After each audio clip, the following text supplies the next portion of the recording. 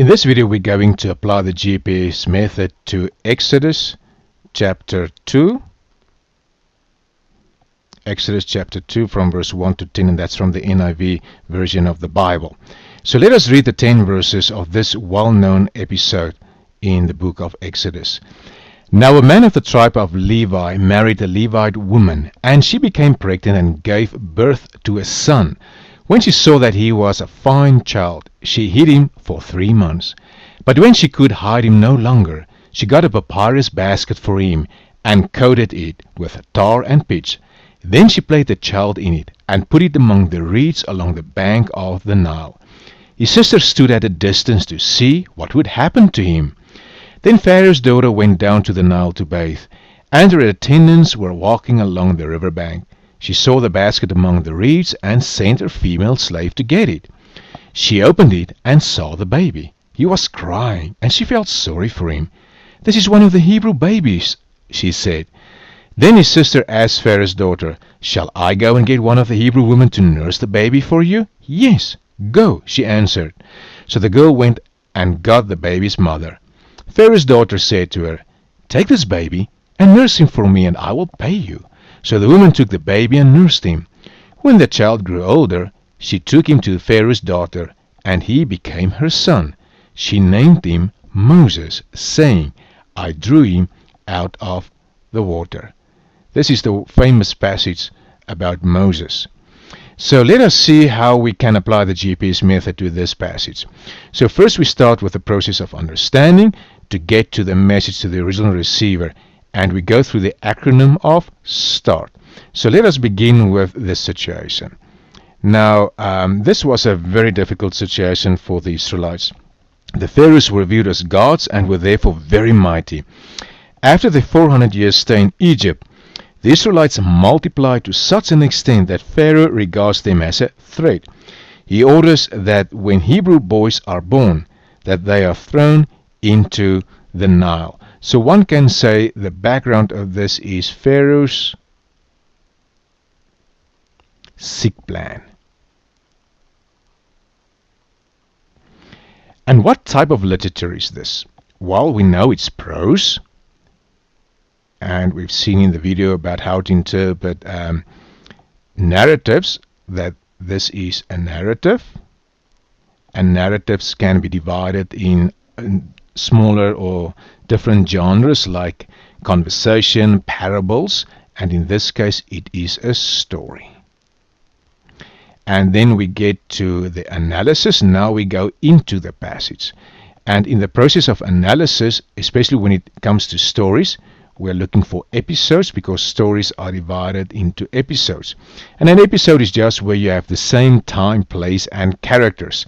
And Exodus 2 verse 1 to 10 is actually an episode within the story of Moses. The other thing that we are looking for when we analyze stories is the plot structure.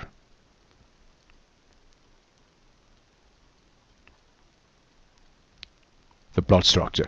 Now, the plot structure is just the way in which a story develops, and to serve to keep the interest of the audience. And they do that by having a tension, and then there is a relief of tension, and normally there is a result. And then the third thing that we are doing while we are looking for the plot structure is we determine the message. What is the message? So we know it's an episode. And let us read and to see where we have the tension line, because if there's no tension, it's a bit boring. Now a man of the tribe of Levi married a Levite woman, and she became pregnant and gave birth to a son. When she saw that he was a fine child, she hid him for 3 months. But when she could hide him no longer, she got a papyrus basket for him, and coated it with tar and pitch. Then she placed the child and put it among the reeds along the bank of the Nile. So you realize here, knowing that the Pharaoh wants to kill all the newborn baby boys of the Hebrews, that this is tension. Huge tension. Because Moses is a newborn baby. He's a Hebrew baby. So what is going to happen? So normally the element that causes tension is the problem in a story. So here is a problem. What's going to happen to baby Moses? It causes tension. And now we're going to see whether there's the relief of tension. His sister stood at a distance to see what would happen to him. Then Pharaoh's daughter went down the Nile. So we can just see it continues. It continues. She saw the basket among the reeds and sent her female slave to get it. She opened it and saw the baby. He was crying and she felt sorry for him. Just imagine what's going to happen now. So they cannot hide Moses anymore because he's crying. So Pharaoh's daughter is aware of this Hebrew baby. This is one of the Hebrew babies, she said. So you can just realize how the tension is building up. Then his sister asked Pharaoh's daughter, shall I go and get one of the Hebrew women to nurse the baby for you? And more tension. What is she going to answer? Then she said, yes, go, she answered. So the girl went and got the baby's mother. So you can see the tension is all the way up to here. This is huge tension. What is going to happen here? And one can say, that the tension is about Moses, who is hidden.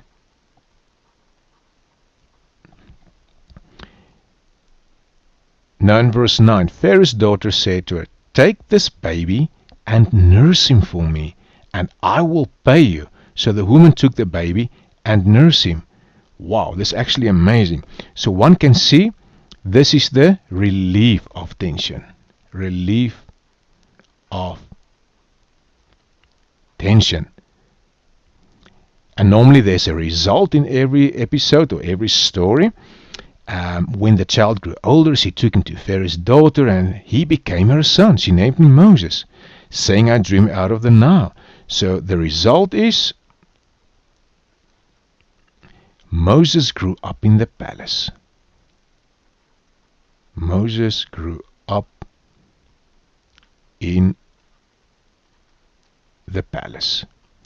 So we see the plot structure. We see the tension, that what's going to happen to baby Moses, and the tension is just building up because Pharaoh's daughter is coming to bathe, and Moses started to cry, and then there's the relief of tension, and then there is the result. So the relief of tension, one can say that she is willing to give Moses back to his mom, but she didn't realize it was Moses' mother. And then she said, that woman can nurse him for me, and I will even pay her for that. So you can see a lot of tension, relief, and a result. So now we go back to the third step of analysis. Now we need to determine the message. And the message in stories are always implied. It's always implied. It's not explicit. Now, when we have a deeper look at this passage, we see that we have lots of women in this passage. You have the Levite woman. This is the mother of of Moses, and she became pregnant.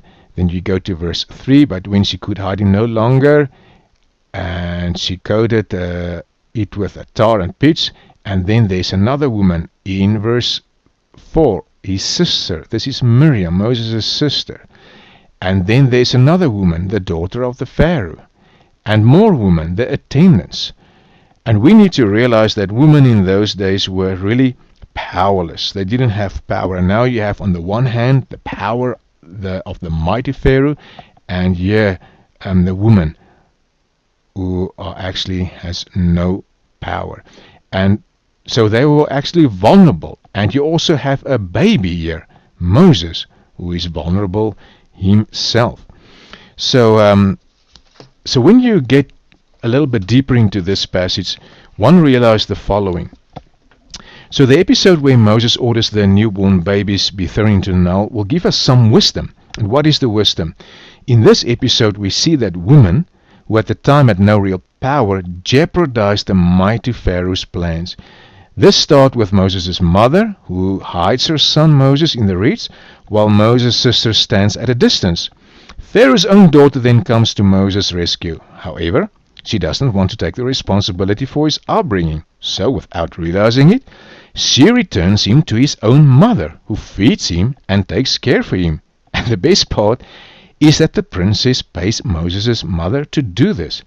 That is actually unbelievable.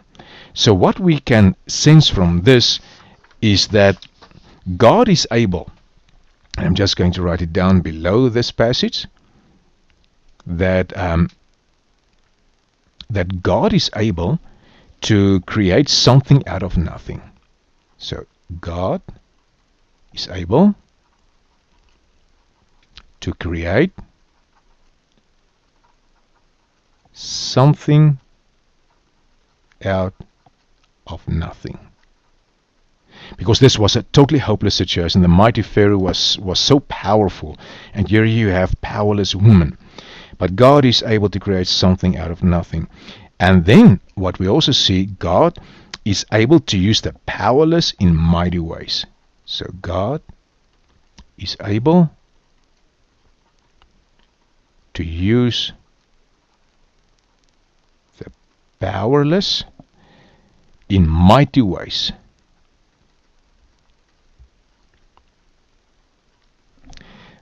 To provide a way out.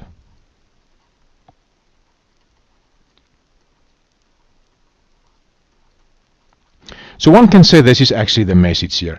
God is able to create something out of nothing, and God is able to use the powerless in mighty ways to provide a way out. And now we're going to the fourth step. So the fourth step is, does that message relate to the rest of the Bible? So when you read other passages in the Bible, you see that God is still able to use the powerless. Think of David, where he's a little boy and he killed the mighty Goliath. And then you also have Esther. Esther was an orphan, a woman, and she became the queen in a foreign country.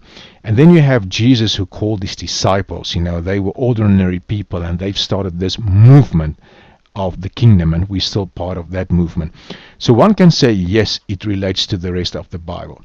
And then what you can do, you can read Bible commentaries or study Bibles to test your findings, and I promise you that it will be the same.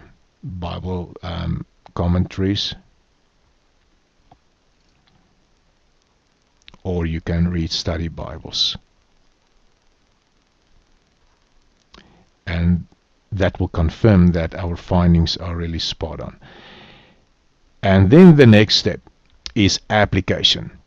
So in the process of application, we determine, is that message to the original receiver, is it ceremonial, is it cultural, or civil? So we see, no, it's not ceremonial. There's no ceremonies involved. Is it cultural? We see, no, nothing cultural. Is it civil?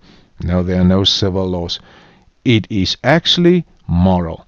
And we know that something that's moral is essential. That means it's applicable in all times. And the ceremonial, cultural, and civil laws, they are not applicable to us anymore. They are incidental.